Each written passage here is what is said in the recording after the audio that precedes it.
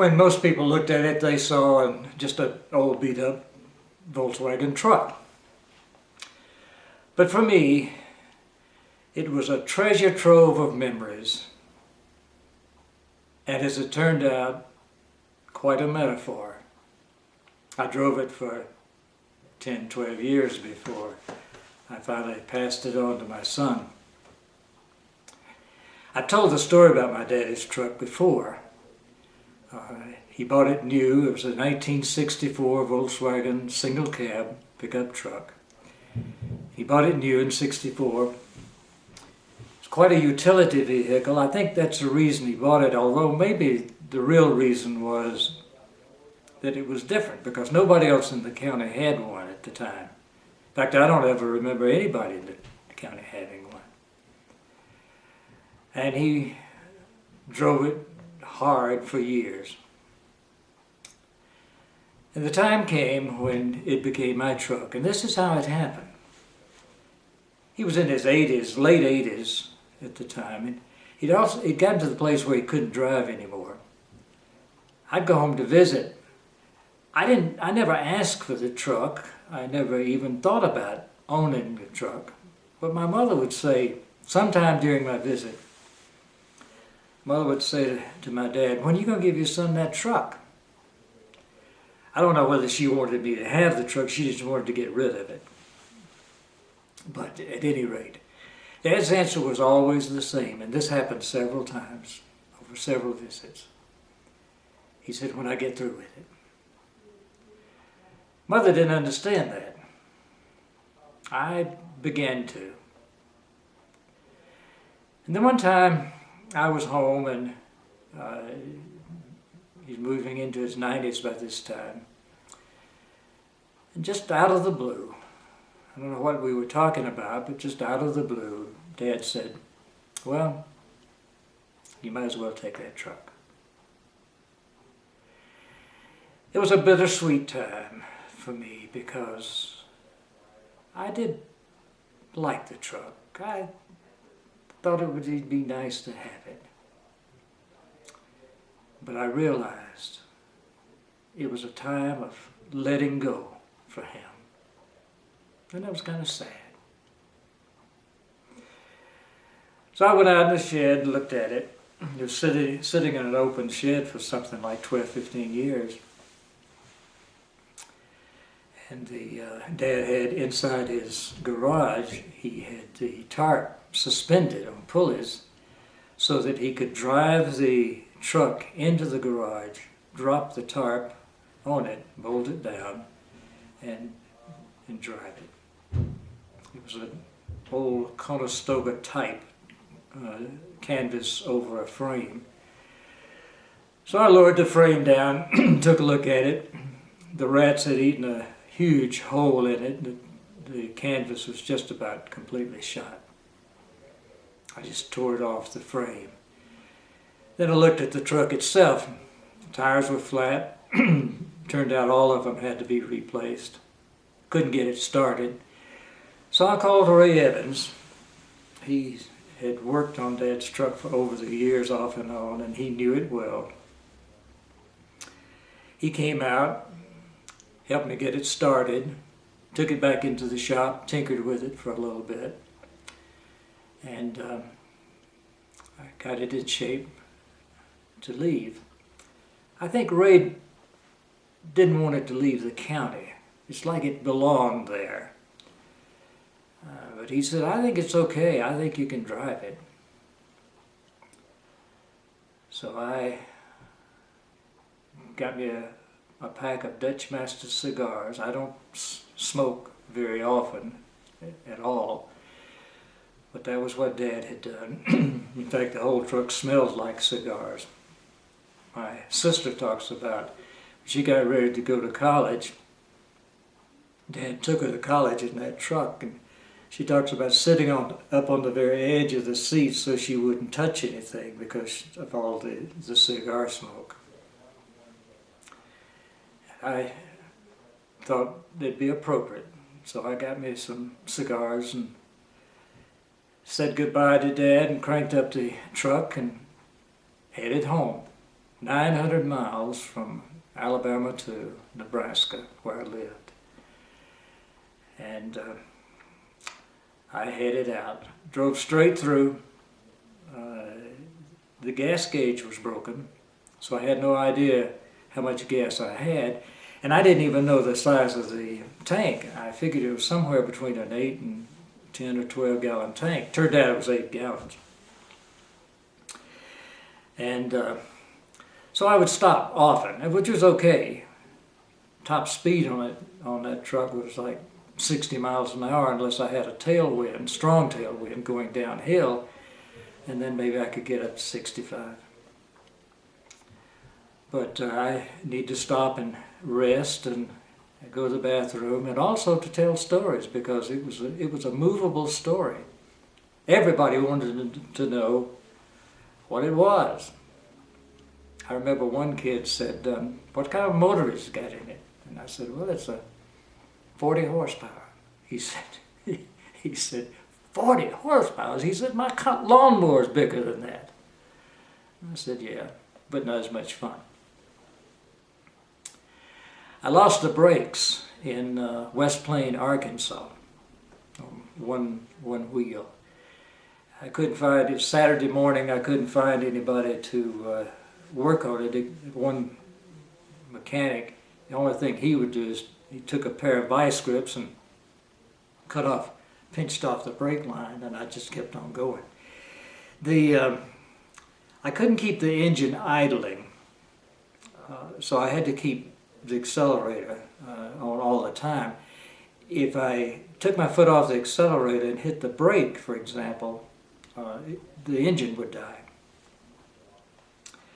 But I just kept on moving. I hit Oklahoma City in the late afternoon, early evening, in a driving rain.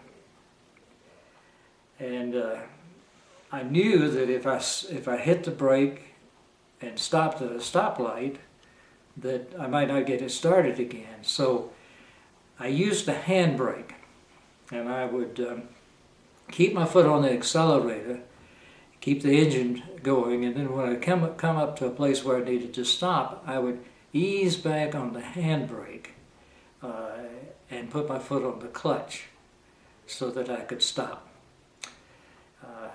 The driver's window by that time couldn't shut, so I was getting rain through there. So I was a pretty miserable looking sight, I'm sure. Well, I felt it. But I kept on going. About 50 miles from home, I heard the muffler drop. So I got out, broke it off from the exhaust, threw it in the truck, and drove on home. 22 hours. 22 hours of driving an old truck that was would shut down on me every once in a while. But 22 hours of memories of my dad. It was a wonderful trip. Rested up the next morning. I knew I had to get somebody to work on the engine. Nobody in the county seat town I lived in would do that. So I drove it over to Grand Island, about 18 miles away, and sure enough, just about the time I got there, it gave out. I managed to goose it into this little garage, and that's when I met John Eitz. John was about 17 years old, young kid. He was enamored with Volkswagens. And John kind of took me under his wing, so to speak. He loved to tinker on that truck. Found a rebuilt engine, put that in, did some other work on it, and I kept driving. I found another man there in Grand Island who would work on a tarp, so he made me a new tarp for it. All of this is taking time, of course. The Dave Emke was a body man in Aurora, town I lived in, and he said he was the only person I found that would agree to work on the body. It was really beat up. And he said, "That's real metal." He said, I make more money out of fiberglass insurance than I do dealing with real metal." He said, I'll work on it, but I'll have to do it in between other jobs." I said, "That's okay."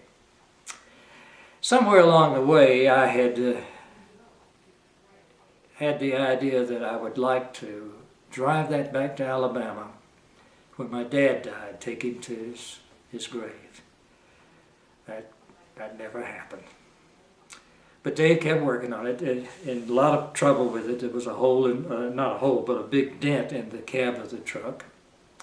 I told that story some time ago about how it got there. That was a story in itself. There was a door needed to be replaced. Dave said, some of this, if I could find used parts, it would cut down on the amount of time he had to work on it. I found on the internet, I found a young guy in Denver who had advertised some Volkswagen parts for sale, so I got my other car, hooked a U-Haul trailer on it, and drove to Denver, see what I could find. I'm glad that the police weren't around, because in Denver I'm meeting this young guy, and he's about 18, 19 years old, got a long ponytail, there's a little glasses, and driving a hippie mobile, an old Volkswagen microbus. But he had a lot of parts. I got a fuel pump from him, I got a window for one of the doors, I got a door to replace one, and we spent some time he was standing in the alley there and doing business, and he's got this long ponytail. My hair was about as long as it is now, and I was sure that if the police saw us, we'd have some explaining to do. But we concluded our deal, and just as I'm getting ready to get back in and drive off, he said, "Well, is there anything else you need?" And I said, "I can't think of anything unless, oh, well, maybe a bumper, but I didn't see one in your shop." He said, "Oh, just a minute." So he took a wrench and just took the bumper off of his microbus, and I drove it on home. I wanted to make another trip back to Alabama to visit Dad while all this was going on. And once again, I got on the internet and I found out that along Highway 70 in Missouri, was a little town about 20 miles off, and a guy had advertised that he had a cab for a pickup truck. I took the information to Dave, and I said, "Well, do you think this would work?" And he said, "Well, yeah." He said, "I just cut the top off. I won't have to take all the trouble to beat out the dent in the top of the cab." So I did that. On my way, I stopped, drove off the interstate 20 miles, concluded my business, got the cab, threw it in the back of the car, kept on driving. And that's kind of how the way we put the thing together. Got it through and got it painted. And I enjoyed it. Had a good time. The only major modification I did to it, other than getting a new engine, is that I replaced the small rear view mirror with a larger one. I figured that as slow as I'd be moving, I needed to be sure to see what it was coming up behind me. The gas tank apparently had some corrosion and rust in it, because every once in a while it'd start surging on me and I'd have to stop and replace the fuel filter. It was an inline filter. It was just a little thing that only cost about $1.50. And even though I'm not a mechanic, I learned that all I had to do was to take both ends off of it and replace it with a new one, keep on going. So I'd get about 200, sometimes 300 miles out of a fuel filter. Got it finished, got it painted. During this time, my dad died, and so I never got a chance to take him to his grave. But I did take him pictures, and he was proud of what was happening. But I decided to go back to Alabama in the truck. So I took off. About the only trouble I had going back was that I had to replace the fuel filters. Drove back to Wetumpka, to the county seat town. And I wanted the county clerk to see that truck, because we had talked about it over the years off and on when I was getting back in touch with her. And visited with her, visited some friends, went out, spent some time at my dad's grave, drove home. During that time, I had to get it retitled. That was another problem. When I went down to the courthouse was only a couple of blocks over, but when I walked over to the courthouse to get a new title, I found out that Alabama didn't title vehicles before 1975, so there was no title. I had the registration from Dad. I'm a junior. I never bothered to get a bill of sale or anything else. I figured that was not a problem. But I didn't have a title. And the clerk said, you have to have a title in order to get a new one, new registration. I said, I can't because Alabama didn't issue titles. But she said, I'm not sorry, there's nothing I can do. Well, this went on several visits, and this argument, and this went on for a long time. I finally called the head of the Department of Motor Vehicles in Nebraska, explained the situation to him, and he said, well, she's right. We can't do that unless you've got an old title. And I said, you don't understand. I can't get it. I got a letter from the probate judge that said we didn't title vehicles before 75. I called the state senator, and her legislative aide made a visit to the DMV. Got the same story. I'm not quite sure how it got resolved, but one day I got a letter. I wanted the law changed, but one day I got a letter from the senator and said, you're cleared, you can get your title. Now, I had a lot of fun visiting with the county clerk. I was getting impatient, and by this time I was ready to have that taken care of. And I remember one morning I walked over to the courthouse, walked into the county clerk's office, and I put the letter from the senator down on the counter, and I said, I want my title. And she said, okay. We moved from Nebraska to Colorado. And when we got to Colorado, and I started to get a registration in Colorado, I found there was another problem. But that's another story. And I think I'll have to leave that for later.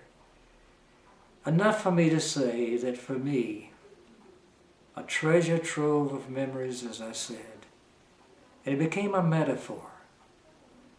I got back in touch with my dad in a way that I had never been before. And I pulled up the memories. And I learned a lot remembered a lot about my dad. Learned a lot about myself. And had some fantastic experiences. I'm just glad to be able to pass on the story. Thank you for listening.